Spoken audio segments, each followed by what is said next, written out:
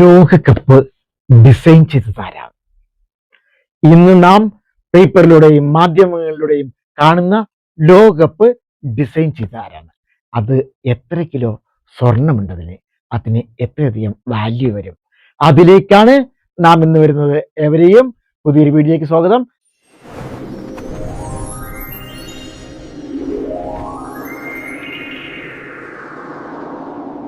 ആയിരത്തി 1930 മുതൽ 1970 വരെയുള്ള ജൂൾസ് റിമെ ട്രോഫിയെ പറ്റി അല്ല പറയുന്നത്. 1974 മുതൽ ഇപ്പോൾ വരെ നിലവിലുള്ള ഫിഫ കപ്പ്, ആ ട്രോഫിയിലേക്കാണ് വരുന്നത്. ഫിഫ വേൾഡ് കപ്പ് ട്രോഫി രൂപകൽപ്പന ചെയ്തത് ഇറ്റാലിയൻ ശില്പിയായ സിൽവിയോ ഗസാൻഗിയാണ്. 1970 ബ്രസീൽ ജൂൾസ് റിമെ ട്രോഫി സ്ഥിരമായി സ്വന്തമാക്കിയതിനെ തുടർന്ന് അതിനെപ്പറ്റിയുള്ള ചരിത്രമൊക്കെ ഞാൻ പറഞ്ഞിരുന്നു. ഫിഫ പുതിയ ട്രോഫിക്കായി ഒരു മത്സരം തന്നെ നടത്തി. 53 ഡിസൈനുകളാണ് വന്നിരുന്നത്. അതിൽ നിന്നാണ് സിൽവിയോ ഗസാൻഗയുടെ രൂപകൽപ്പന തിരഞ്ഞെടുത്തത്. പുതിയ ട്രോഫി 1974 മുതൽ ഉപയോഗിച്ചു തുടങ്ങി. ആദ്യകാലങ്ങളിൽ അടുപ്പിച്ചുള്ള 3 പ്രാവശ്യം കപ്പെടുത്താലാണ് സ്വന്തമാക്കുക എന്നൊരു നിയമം ഇല്ല. നമ്മളെ സംബന്ധിച്ചിടത്തോളം ഇവിടുത്തെ എവർ റോളിംഗ് ട്രോഫി എന്ന് പറഞ്ഞാൽ 3 പ്രാവശ്യം അടുപ്പിച്ച് വിജയിക്കുക, ഒന്നാം സ്ഥാനത്ത് എത്തുകയാണെങ്കിൽ ആ ട്രോഫി സ്വന്തമാകും. പക്ഷേ ബ്രസീലിന്റെ കിട്ടിയത് എങ്ങനെയാണ്? 3 പ്രാവശ്യം എന്നാ പറഞ്ഞത്. അതുകൊണ്ടാണ് അവർക്ക് ആ കപ്പ് സ്വന്തമായത്. പിന്നീട് 1983 നഷ്ടപ്പെട്ടു. അതിന്റെ കാര്യങ്ങൾ പിന്നാലെ പറയുന്നുണ്ട്.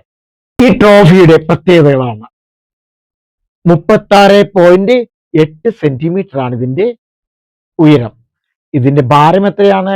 6.175 കിലോഗ്രാം. അതിന്റെ മെറ്റീരിയൽ എന്താണ്? 18 കാരറ്റ് സ്വർണമാണ്.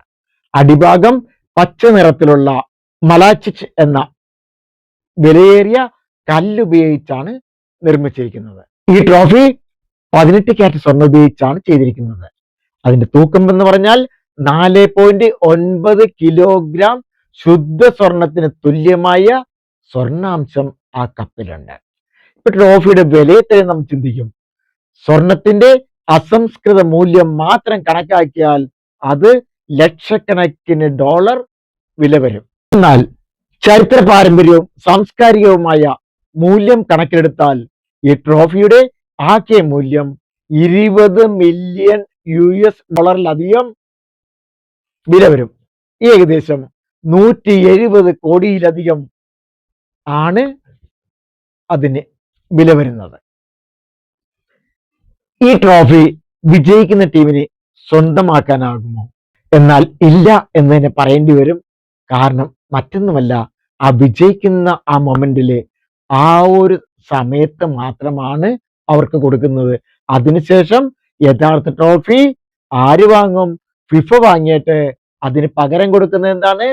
അതുപോലെ തന്നെ ഒരു ഡ്യൂപ്ലിക്കേറ്റ് സ്വർണം പൂശിയ ഒരു ട്രോഫി ആയിരിക്കും കൊടുക്കുക. കാരണം മറ്റൊന്നുമല്ല, 1981 അത് നഷ്ടപ്പെട്ടത് കൊണ്ടാണ്. മുമ്പും ഇതുപോലെ തന്നെ ട്രോഫി നഷ്ടപ്പെട്ടു ഇംഗ്ലണ്ടിൽ വെച്ച്. അത് തിരിച്ചു കിട്ടിയിരുന്നു 1966. അവരെ സംബന്ധിച്ചിടത്തോളം ആ കൊണ്ടുപോകുന്നത് ഒറിജിനൽ ട്രോഫി പോലെ തന്നെയാണ്. നമ്മൾക്ക് ഈ കാര്യം അറിയില്ലായിരുന്നല്ലോ.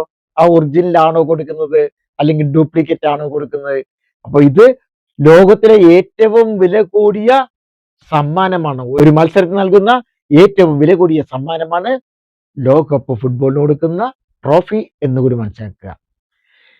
നമ്മുടെ ട്രോഫി തിരികെ വാങ്ങും. എന്നാൽ ലോകകപ്പ് വിജയികൾക്ക് എത്ര സമ്മാനം കൊടുക്കുന്നുണ്ടാവും? 2022 ലോകകപ്പ് ജേതാക്കളായ അർജന്റീനയ്ക്ക് കിട്ടിയത് 42 മില്യൺ US$- ആണ് ലഭിച്ചത്. അത് നോക്കിയാണെങ്കിൽ ഏകദേശം 340-350 കോടിയാണ് ആ തുക. 2026 ലോകകപ്പിന് ഫിഫ സമ്മാനത്തുക പ്രഖ്യാപിച്ച പ്രകാരം ചാമ്പ്യൻ ടീമിന് 50 മില്യൺ US$- ലഭിക്കുക.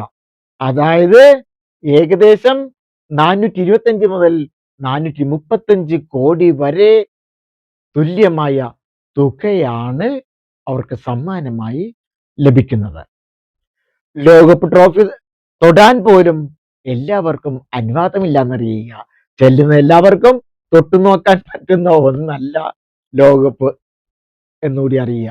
നിലവിലെ ഫിഫയുടെ നിയമപ്രകാരം ലോകകപ്പ് ജേതാക്കൾ, രാഷ്ട്രത്തലവന്മാർ, ഫിഫ ഉദ്യോഗസ്ഥർ ഇവർക്ക് മാത്രമേ യഥാർത്ഥ ട്രോഫി കൈകാര്യം ചെയ്യാൻ സാധിക്കുക. ഈ ട്രോഫി ഇനി എവിടെ സൂക്ഷിക്കും? നാളെ അർജന്റീനയാണ് ജയിക്കുന്നതെങ്കിൽ അർജന്റീനയിൽ കൊണ്ടുപോയി വെക്കുമോ? അതല്ല എങ്കിൽ സ്പെയിനിൽ കൊണ്ടുപോയി വെക്കുമോ?